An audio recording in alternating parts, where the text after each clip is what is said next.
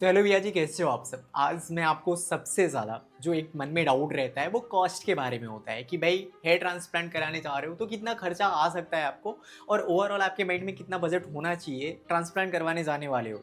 तो देखो, सिंपल बात होती है कि आज से जब 2 साल पहले मेरा ट्रांसप्लांट हुआ था, या फिर आज से जितने भी 4 से 5 साल पहले ट्रांसप्लांट होते थे, शायद उतना महंगा नहीं था उस वक्त पे हेयर ट्रांसप्लांट, क्योंकि उस टाइम पे ज़्यादातर लोग को इस बारे में पता नहीं होता था, या फिर ज़्यादातर लोग इस बारे में ट्रस्ट नहीं करते थे कि हेयर ट्रांसप्लांट एक बेस्ट और एक परमानेंट सॉल्यूशन हो सकता है। मगर वक्त के साथ जब लोगों ने इस चीज़ को ज़्यादातर यूज़ करना शुरू किया, ज़्यादातर लोग ट्रांसप्लांट कराने लग गए, लोग अपने एक्सपीरियंस को शेयर करने लग गए, तो लोग को ट्रस्ट होना स्टार्ट हो गया।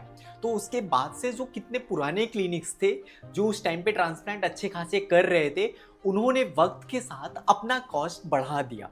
जिन्होंने अच्छे रिजल्ट्स दिए, जो क्लिनिक्स अच्छे पुराने मेंटेन एक अच्छे डॉक्टर वाले क्लिनिक होते थे, उन्होंने वक्त के साथ अपना कॉस्ट बढ़ा दिया। जो कल को अगर 15 रुपए में करते थे, तो आज 25 रुपए से ज़्यादा में ट्रांसप्लांट कर रहे हैं। जो आज के टाइम की हेयर ट्रांसप्लांट की कॉस्ट के बारे में अगर आप जानने जाओगे, तो कॉस्ट का डिपेंड करता है दो चीज़ों के ऊपर। पहला, कॉस्ट का खर्चा आता है वो क्लिनिक के ऊपर डिपेंड करता है कि आप कैसा क्लिनिक चूज कर रहे हो। अगर क्लिनिक आप चूज कर रहे हो तो उस केस में आपका 20 रुपए से लेकर 200 रुपए पर ग्राफ तक भी हेयर ट्रांसप्लांट की कॉस्ट जाती है। दूसरा आ जाता है जो खर्चा डिपेंड करता है, वो हमारे बाल्डनेस एरिया पे भी डिपेंड करता है कि आपका एरिया कितना खाली है। अगर जस्ट लाइक आप समझो कि आपको 3 to 4 ग्रेड की बाल्डनेस है, तो आपका खर्चा जो जा सकता है मिनिमम टू मैक्सिमम 50 से 60 हज़ार तक हो सकता है, अगर एक अच्छे क्लिनिक से, स्टैंडर्ड क्लिनिक से हो रहा है तो। और अगर 4 to 5 है तो अराउंडली 70 से 80, 5 to 6 है तो शायद 1 लाख के प्लस हो सकता है। तो ये सारी चीज़ों का सिनेरियो आपके एरिया ऑफ बाल्डनेस पर भी डिपेंड करता है।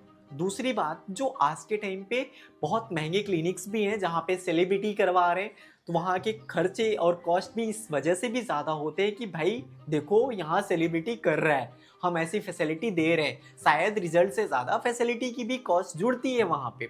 मगर कुछ क्लिनिक्स ऐसे भी होते हैं जो एक खुद के रिजल्ट को ज़्यादा वैल्यू देते हैं कि भाई देखो, मैं एक बढ़िया डॉक्टर वाला अच्छा एक्सपीरियंस क्लिनिक हूँ, मैं रिजल्ट्स दे रहा हूँ, मेरे रिजल्ट्स के दम पर, बेसिक्स पर आप देख सकते हो कि भाई इतनी सर्जरीज हमने करी हुई हैं, इतना एक्सपीरियंस अच्छा खासा है हमको, जिसके बेसिस पर हम आपको एक अच्छा रिजल्ट देंगे।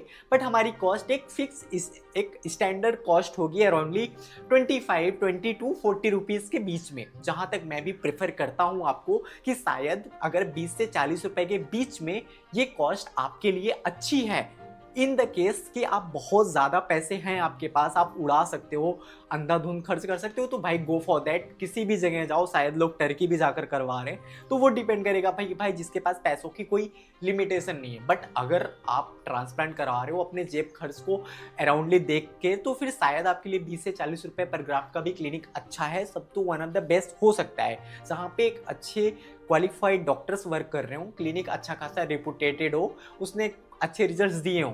बट जब बात आ जाती है बहुत सस्ते क्लिनिक की भी, जो शायद आज 2 साल 4 साल पहले खुले हों, शायद उतना एक्सपीरियंस ना हो, शायद उन्होंने हिस्ट्री में कुछ अच्छे बेकार केसेस भी दिए हों, जिसकी वजह से वो स्टैंडर्ड मेंटेन ना कर पाए हों, जिसकी वजह से शायद उनके यहाँ की कॉस्ट बहुत कम है। अगर आप ऐसी जगह भी जा रहे हो तो शायद वहाँ पर भी जाने से पहले आप अच्छे से पता कर लो कि भाई मैं यहाँ जो 10 दे रहा हूँ वो किस लिए दे रहा हूँ, और वहाँ पे मैं 20-25 दे रहा था वो किस लिए दे रहा था। तो शायद कंपैरिजन के बाद आप एक स्ट्रेट फॉरवर्ड माइंड से वहाँ जा पाओगे, और कोई डाउट नहीं होगा कि भाई क्यों यहाँ 10 दे रहा हूँ, क्यों वहाँ 25-30 दे रहा हूँ। तो ये सारी चीज़ें भी आपके कॉस्ट पे डिपेंड करती हैं। बट जब हम डिपेंड बोलते हैं कि भाई ट्रांसप्लांट के बाद क्या खर्चा होने वाला है, तो भाई जो ट्रांसप्लांट की कॉस्ट तो हम अलग रख लेते हैं, 20 to 40 के अराउंड हम जाते हैं। उसके बाद जो कॉस्ट आता है वो मेडिसिन का आता है, जो आपके हेयर ट्रांसप्लांट के बाद आपको सजेस्ट किया जाता है कि भाई आपको मल्टीविटामिन लगेगा, बायोटिन लगेगा, फिनेक्स्ट्रॉइड आपको डॉक्टर सजेस्ट करेगा आपकी कंडीशन के हिसाब से, या फिर मिनॉक्सिल वगैरह। तो ये खर्चा आता है।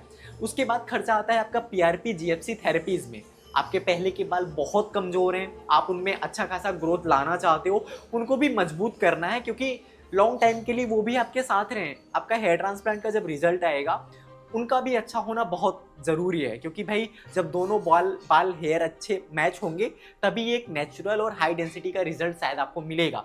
ये बहुत ज़्यादा मैटर करता है। तो ये खर्चा भी शायद आपको उसको ऐड ऑन करके चलना पड़ेगा। शायद ऐसा ना हो कि भाई आपके दिमाग में ये हो कि भाई चलो ट्रांसप्लांट के लिए तो पैसा कर लिया, उसके बाद आपको बहुत कुछ प्रॉब्लम फेसेस करने पड़ जाएं, तो ये चीज़ें भी शायद आपके लिए बहुत ज़रूरी होती हैं। तो इस चीज़ को आप कंसिडर करके एक अच्छा हेयर ट्रांसप्लांट क्लिनिक चूज़ करते हो, आप एक अच्छे अपने बजट कॉस्ट में, पैसे ज़्यादा दे रहे हो तो भी आपको पता होना चाहिए कि क्यों ज़्यादा दे रहे हो। शायद वहाँ पे सिर्फ हम एक स्टैंडर्ड का दे रहे हैं या फिर एक अच्छे रिजल्ट का दे रहे हैं, या फिर पैसे बहुत कम दे रहे हो तो क्यों इतना कम देना पड़ रहा है, वहाँ पे हमारे साथ क्या कॉम्प्रोमाइज़ेस होने वाले हैं। मैं बोलता हूँ आप कहीं भी जाओ, किसी भी क्लिनिक से आप करवाओ, कहीं किसी के लिए बाउंड मत रहो। कोई किसी को आपको बोले कि भाई नहीं यहीं जाओ, वहाँ करवाओ, ये करवाओ, तो भाई आप आपका दिमाग यूज़ करो, क्योंकि लोग फ़ायदे के लिए भी बोल सकते हैं। तो आप आपका माइंड से यूज़ कर सकते हो कि भाई मेरे लिए क्या बेटर रहेगा, वो आप चूज़ कर सकते हो। बस वहाँ जाने से पहले एक अच्छी नॉलेज वहाँ के बारे में निकाल लो कि भाई मैं यहाँ ये करने जा रहा हूँ तो मैं कितना देने जा रहा हूँ और वो सही है या नहीं। और अगर कोई डाउट होता है, फिर आप हेयर ट्रांसप्लांट करवाना चाहते हो, कोई हेल्प चाहिए, तो नीचे आपके भाई का व्हाट्सएप का नंबर है, आप कॉल कर सकते हो। जितनी ज़्यादा से ज़्यादा हो सकेगी आपका भाई आपकी हेल्प करने की कोशिश करेगा। हम अगली वीडियो में मिलेंगे, तब तक के लिए ख्याल रखिए अपना।